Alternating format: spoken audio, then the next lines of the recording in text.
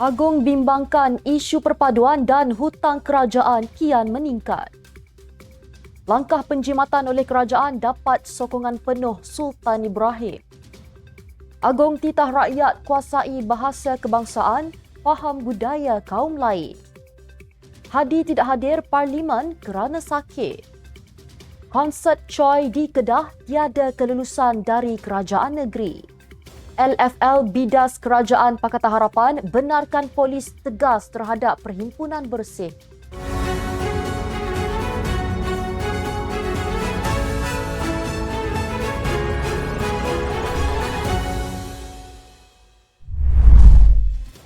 Bismillahirrahmanirrahim. Assalamualaikum warahmatullahi wabarakatuh. Salam Malaysia Madani.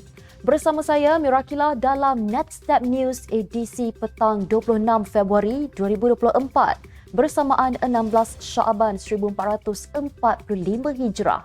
Sebelum itu jangan lupa untuk subscribe YouTube Netstep TV dan follow Facebook Netstep Malaysia.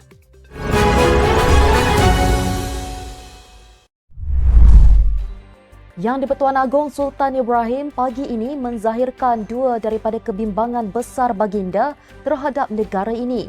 Pertama, isu perpaduan antara kaum yang belum sempurna walaupun negara sudah merdeka lebih 60 tahun. Dan kedua, beban hutang kerajaan yang semakin bertambah. Bertitah ketika merasmikan istiadat pembukaan mesyuarat pertama penggal ketiga Parlimen ke-15 di bangunan Parlimen pada hari ini, Agung menyeru semua lapisan masyarakat supaya memperkukuh perpaduan negara dan tidak menghasut rakyat dengan memainkan isu 3R. Bagi isu beban hutang kerajaan yang semakin membimbangkan, baginda juga turut menyokong inisiatif kerajaan dalam melaksanakan langkah penjimatan drastik termasuk melaksanakan subsidi bersasar. Seterusnya, Sultan Ibrahim memberitahu baginda pernah berasa malu untuk memasuki Parlimen selepas melihat tingkah laku sesetengah ahli dewan. Justru baginda juga memberi lesen kepada speaker untuk bertindak tegas ke atas wakil rakyat yang gagal mematuhi disiplin. Dalam perkembangan yang sama, Yang di-Pertuan Agong bertitah kecekapan proses kerja dan tadbir urus setiap agensi kerajaan sentiasa dinilai dan ditingkatkan bagi memastikan tiada red tape atau kerenah birokrasi dalam sistem penyampaian kerajaan. Baginda juga turut mengingatkan jentera kerajaan agar meningkatkan kecekapan dan mengamal prinsip kerja berintegriti supaya pembangunan ekonomi dapat dicapai dengan jayanya. Yang di-Pertuan Agong Sultan Ibrahim bertitah menyokong hasrat kerajaan untuk segera mengambil langkah penjimatan termasuk melaksanakan pemberian subsidi secara bersasar. Ini termasuk pengenalan Akta Keuangan dan Tanggungjawab Fiskal 2023 yang merupakan satu langkah pembaharuan bagi meningkatkan urus tadbir pengurusan keuangan awam supaya lebih telus dan bertanggungjawab. Justru keadaan kewangan yang lemah ini akan menyukarkan kerajaan untuk melaksanakan projek-projek pembangunan baharu atau memberikan suntikan keuangan bagi merancangkan pertumbuhan ekonomi. Baginda juga tegas akan memantau perbelanjaan kerajaan dengan lebih teliti selain memastikan setiap cadangannya adalah untuk perkara yang betul-betul diperlukan.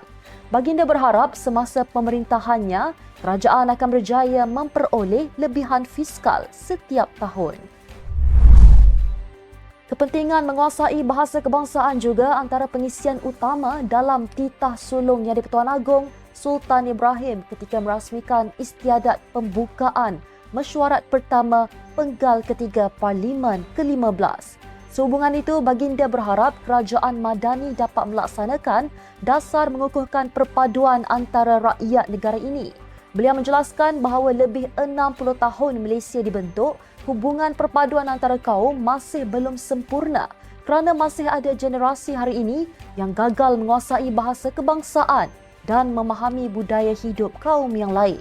Dalam masa yang sama, baginda berjanji akan melaksanakan tugas dan tanggungjawab demi memelihara kemakmuran, kesejahteraan dan kedaulatan negara ini. Sementara itu, Seri Paduka Baginda mahu Malaysia lebih tegas dalam mendukung soal keamanan dan menentang keganasan di peringkat antarabangsa. Sultan Ibrahim bertitah ini termasuk dalam isu Palestin dengan menggesa supaya gencatan senjata segera dilaksanakan dan bantuan kemanusiaan kepada penduduk Gaza dipercepatkan. Mursyidul Am Hashim Jassin menjelaskan bahawa Presiden PAS Abdul Hadi Awang tidak hadir ke Dewan Rakyat hari ini kerana masalah jantung dan beberapa penyakit lain. Menurut Hashim, Hadi yang ketika ini berada di Terengganu turut mendapat nasihat doktor supaya tidak berjalan jauh. Beliau berkata kepada FMT, Hadi sedang uzur syar'i dan terpaksa ulang-alik ke Institut Jantung Negara. Beliau mengulas demikian ketika ditanya mengenai ketiadaan ahli parlimen Marang itu pada istiadat pembukaan mesyuarat pertama penggal ketiga Parlimen ke-15. Tambah Hashim lagi, disebabkan penyakit dialami Hadi, mesyuarat Majlis Syura PAS juga terpaksa ditangguhkan.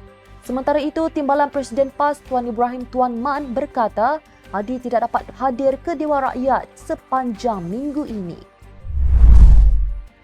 Konsert Choi Underground Music Tour Kedah 2.0 yang diadakan di Taman Jubli Emas di Alustar pada malam Nisfu Syakban Sabtu lepas tidak mendapat permit atau kelulusan untuk diadakan oleh Kerajaan Kedah menerusi mana-mana agensi di bawah pentadbirannya. Pengerusi Jawatankuasa Perumahan, Kerajaan Tempatan dan Kesihatan Negeri, Mansur Zakaria berkata, memang terdapat permohonan dikemukakan kepada kerajaan negeri, namun dalam permohonan itu tidak dinyatakan langsung mengenai cadangan konsert atau pertunjukan pentas seumpama itu. Mansur berkata lagi, mana-mana pihak yang melanggar syarat setelah diberikan kelulusan untuk menganjurkan sesuatu acara akan disenarai hitam daripada terlibat dalam apa jua program di negeri itu pada masa akan datang. Isu itu tercetus apabila penganjuran konsert yang diadakan di Taman Jubli Emas itu mendapat pelbagai reaksi netizen di laman sosial kerana tidak menghormati malam Nisfu Syakban yang jatuh pada hari yang sama.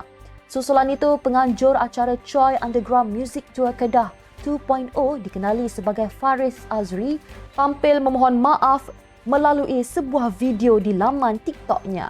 Beliau berkata isu yang berlaku pada malam Nisfu Syakban itu atas kesilapan pihaknya yang terlepas pandang tentang perkara tersebut dan tidak melibatkan mana-mana badan kerajaan. Kumpulan Hak Asasi Manusia Lawyers for Liberty LFL mengecam kerajaan perpaduan yang diterajui Pakatan Harapan kerana membenarkan polis bertindak tegas terhadap Perhimpunan Bersih pada Selasa ini. Pengarah LFL Zaid Malik berkata, beliau mendapati tindakan keras itu mengejutkan kerana Menteri Dalam Negeri Saifuddin Nasution Ismail yang menyelia polis daripada PH.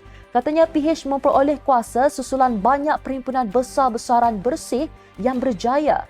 Pemimpin PH turut berarak bersama bersih di jalanan apabila Kerajaan Barisan Nasional ketika itu mengisytiharkan perhimpunan bersih sebagai haram.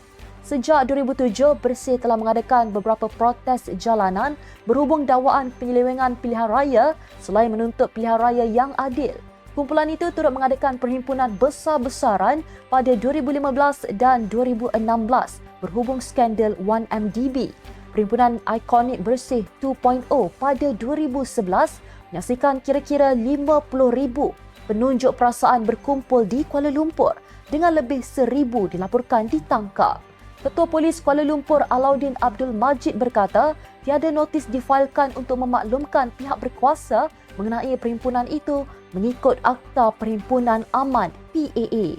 Beliau turut mengingatkan orang ramai agar tidak menyertai perhimpunan bersih yang bertujuan menekan kerajaan agar melaksanakan reformasi politik. Sekian untuk edisi petang ini. Ikuti perkembangan semasa isu-isu panas politik Malaysia setiap hari hanya di Netstab News. Jangan lupa untuk follow Facebook Netstab Malaysia dan subscribe YouTube Netstab TV. Netstab Malaysia menjangkau informasi, mengorak inspirasi. Saya Amira Akilah, Assalamualaikum dan salam sejahtera.